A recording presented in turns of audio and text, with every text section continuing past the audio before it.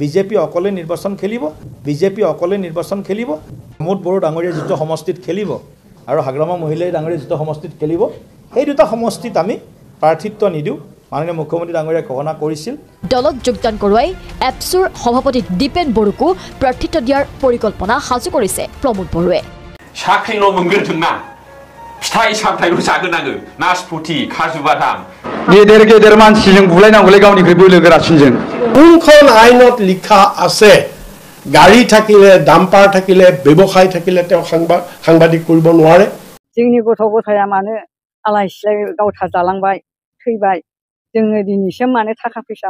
मोना जाखो ব্যৱসায়ী বুলি ক'ব নে সাংবাদিক বুলি ক'ব তেওঁ এজন এতিয়া ডাম্পাৰ ব্যৱসায়ী নে তেওঁ সাংবাদিক এই সিদ্ধান্তটো কোনে सोर फोरोंदों नोंसोरखौ बिसायख'थिनि समाव दरदाम खालामनो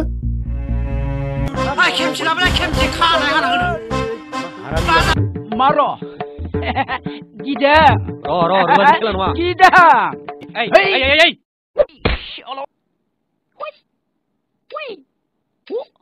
गिदा गेदेर मानसिजों बुलायनांगौलै गावनिख्रुइ बोलो गोरासिनजों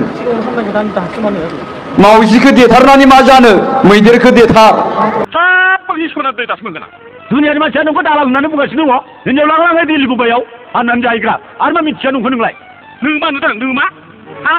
पेपाराव नुदों मानसिफ्रा बुंसोगारदों दालाल होननानै नोंखौ मालाबा पेपार फरायफेरखो नोंलाय माला पेपार फरायफेरखो মুখ্যমন্ত্ৰীৰ বিৰুদ্ধে লিখাৰ কাৰণেতো কাকো এৰেষ্ট কৰা নাই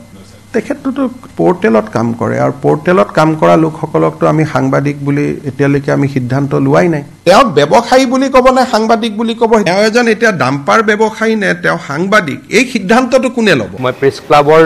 সভাপতি সেক্ৰেটাৰীক অনুৰোধ কৰিছিলোঁ যে এগৰাকী ব্যক্তি একেলগে সাংবাদিক উকিল আৰু ব্যৱসায়ী হ'ব পাৰে নেকি মোক আপুনি উত্তৰ দিয়ক তেতিয়াহ'লে আপুনি টাইম 8 কিয় চলাইছে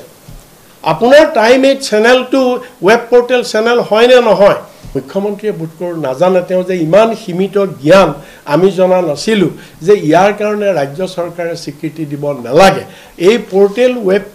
পোৰ্টেল এইবিলাকক অলৰেডি